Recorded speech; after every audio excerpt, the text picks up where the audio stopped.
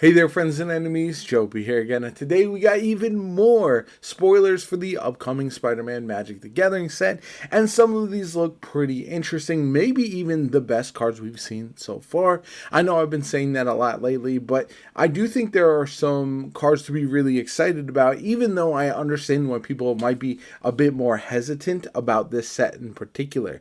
Anyway, let's jump right into it. Some of the good ones on this first page, we got Bioorganic Carapace. This is an artifact equipment, costs 2 colorless, a white and a blue. When this equipment enters, attach it to target creature.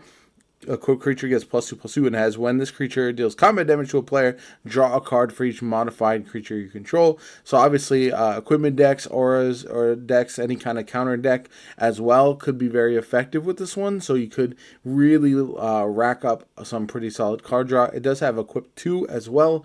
I think that's a solid card to go in some various decks. But the one that on this line, I think is actually the most cracked is going to be Jackal Genius Geneticist.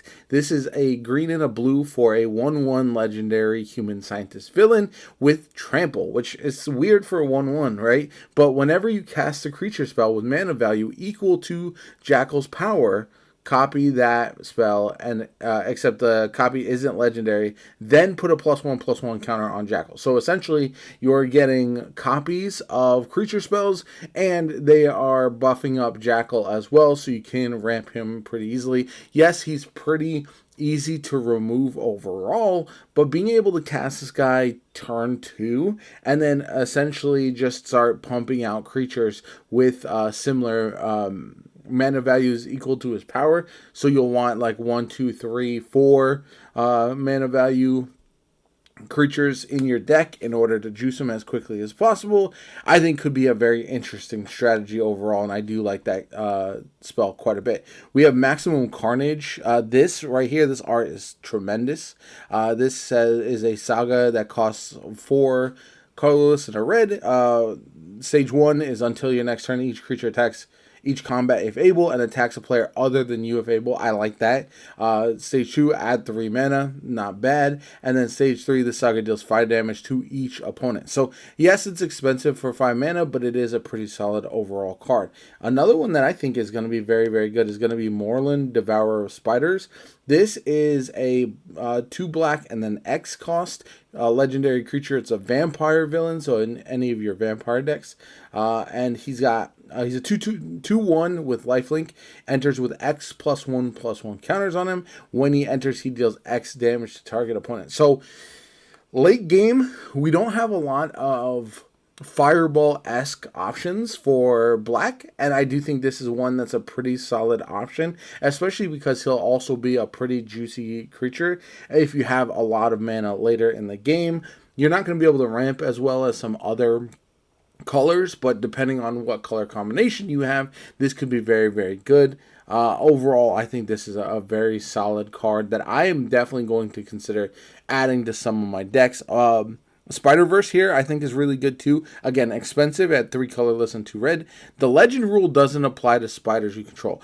Obviously, all of your spider heroes count for that, which is very, very nice. Whenever you cast a spell from anywhere other than your hand, you may copy it. If you do, you may choose new targets for the copy. If the copy is a permanent spell, it gains haste. Do this only once each turn. So if you can cast cards from your graveyard, from exile, anything like that, you can duplicate them. They can be permanents, and if they're spiders, yeah, you can just pump out as many of those as you possibly want. Sounds kind of insane, but again, at the mana cost, is going to be somewhat expensive to do very consistently. We got a bunch of uncommons and commons here. I think some of them look pretty solid. Molten Man, I think, is a pretty cool art. Wisecrack here.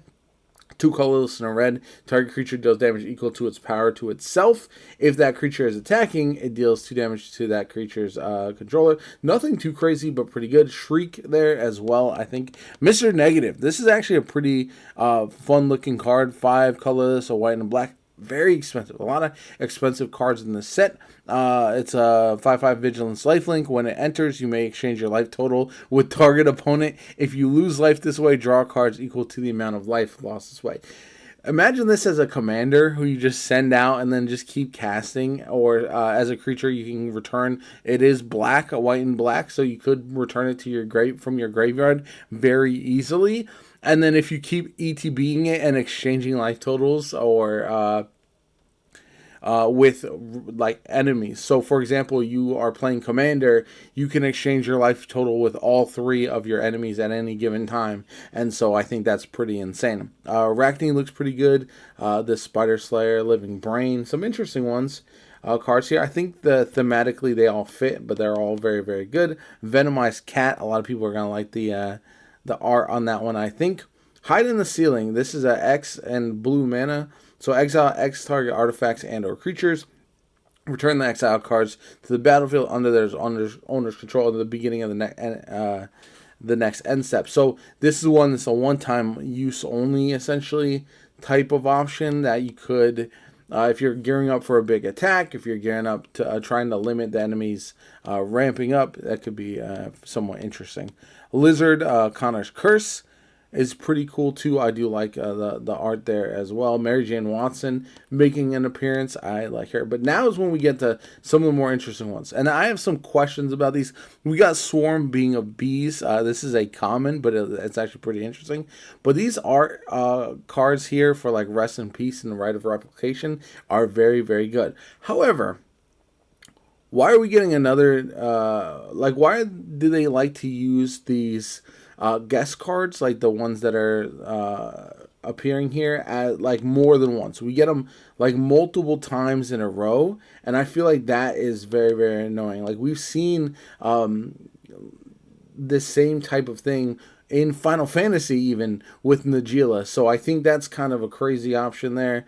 I know some people really like that card, but it just feels weird that they keep bringing this back. I think this is the fourth time they've used another character over top of Nagila, so it's kind of crazy. Iron Spider, I think, looks really, really good here. But again, Alibu is not one that I think I would have expected here, but I don't think that's as bad. But yeah, Nagila is kind of crazy there. Again, some of these art on these cards are pretty crazy. Ponder, Parallel Lives, 9 Lives, Wedding Ring, Goblin Bombardment, I think is fantastic. I will definitely replace my base Goblin Bombardments with that one right there.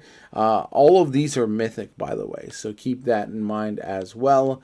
We've got Traumatize and then Unexpected Windfall. So Face It Tiger, you just hit the jackpot, is actually crazy work on that art there. So target player, Traumatize, 3 colorless and 2 blue. Target player mills half their library, rounded down. Yeah, I think this is one that some people will toss in their decks as well. Obviously, that's a returning card, but I do like the artwork on a lot of these. I will be trying to put a lot of these together for decks and stuff. Some of them are going to be hard to get, especially at so many mythic rarity options, but overall, I'm pretty excited. I think there's a lot of good stuff in this set. I think there's some really exciting cards. Like I said, Jackal looks incredibly interesting, especially with what you can potentially do with it. We've got Moreland, also looks very, very good. And I do like the amount of options we have for these various characters. Let me know what you guys think in the comments down below. Like the video as always, comment, subscribe. Which of these cards I showed off today are you most excited to get your hands on? Let me know. My name is Jopa. Have a good one, and I'll catch you all later.